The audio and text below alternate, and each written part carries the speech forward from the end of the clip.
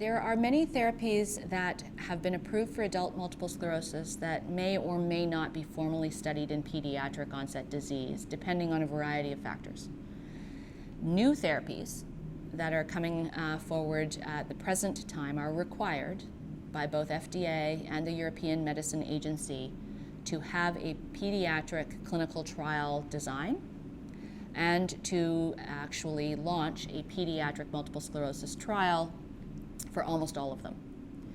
A small number of therapies that are coming forward for adult onset multiple sclerosis have safety indication issues that in the pediatric context may be such that we decide not to do a pediatric trial.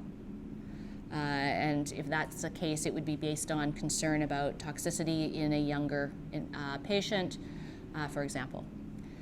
That's relatively uncommon. Most of the medications moving forward will be trialed in children. The trial design, the time course of that trial, and the number of trials running at once makes this a very interesting time to be a pediatric MS therapist because enrolling children in clinical trials takes a great deal of time for the family, is incredibly important, but may or may not be feasible for working parents and school-age children. It's not easy. And when there are multiple trials at once, we have to be, of course, aware that in a rare disease, it's difficult to actually then enroll sufficient number of children in every one of those trials. These are real barriers to completion of the trials we need to do. There are ongoing trials that are nearing completion that will hopefully have results published and be in the public space soon, and then we can talk about the results of those studies. And there are emerging trials that are under review for some of the more recently approved therapies for adults. Dimethyl fumarate is a very effective oral agent that is used in adults with MS. It can be used in kids with MS, but it's used off-label. One of the advantages it has is that it's easy to start. So in contrast to the other oral agent that I talked about, where you have to get an eye exam before starting the medication, and then 4 months later you have to get an EKG to make sure you don't have any heart rhythm issues. With dimethyl fumarate, you can just start right off the bat. There are some issues related to older people getting low lymphocyte counts, but that's really less of a concern in younger patients. There have been many patients who I've given this medication to who've tolerated it extremely well and have done extremely well. Sometimes kids and adults can have some gastrointestinal upset with it, and there can be some flushing. So those things can be managed by instructing the person to take the medication with food, and the flushing can sometimes be prevented by aspirin and usually will dissipate over time anyway. Teriflunomide, as is the case with dimethyl fumarate, is currently being studied in pediatric MS, so we're going to see whether this is a good option for kids.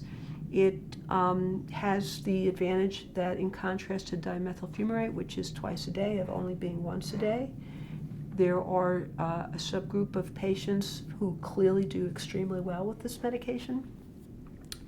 The safety profile seems to be very promising. There have not been any opportunistic infections associated with this medication, where there have been with fingolimod, and there have been to a lesser degree with dimethyl fumarate. The challenge with teriflunomide is that you, in the beginning, need to do blood work once a month for the first 6 months because of potential liver toxicity. And there still has been a real serious concern in terms of getting pregnant on this medication because of a risk to the fetus. It's a category X in terms of teratogenicity. And, you know, when you're dealing with older teens who sometimes can not be careful, you know, that is a concern. Natalizumab has been reviewed in case series, in other words, in centers that have used it, but not in the formal clinical trial sense. There is one study that had looked at the dosing effect of Natalizumab and a small number of children that I have not seen the published results of yet. And I am not aware that it is going to be studied in a large, typical phase 3 big study at this point. Rituximab, as you may know, is a medication that is available for many indications. It is a treatment option for some forms of leukemia. It has been used in other, what we call autoimmune diseases, for example, such as lupus. And I don't think rituximab is going to be studied formally in pediatric multiple sclerosis because it is not a new therapy, so it is not likely to be held to that requirement. And I don't know that there would be a company that would want to take up that responsibility, and doing clinical trials independent of any given pharmaceutical agency is extraordinarily expensive and very difficult to do. I think there will be a study on Ocrelizumab in pediatric multiple sclerosis, and when that study is completed, we will learn a lot about the treatment of that mechanism of action, which is blocking a particular aspect of B cells, one particular arm of the immune system.